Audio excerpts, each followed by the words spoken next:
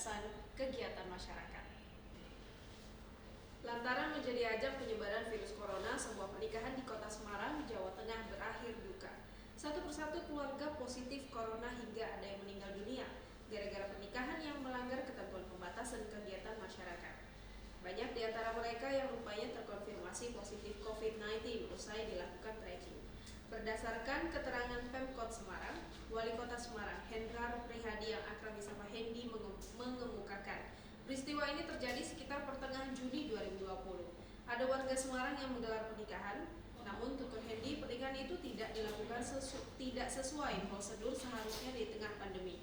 Satu persatu meninggal, ditemukan banyak kasus positif. Acara pernikahan yang seharusnya berakhir bahagia justru menjadi duka. Sebab setelah pesta pernikahan itu, satu persatu keluarga sakit, kritis hingga ada yang meninggal dunia.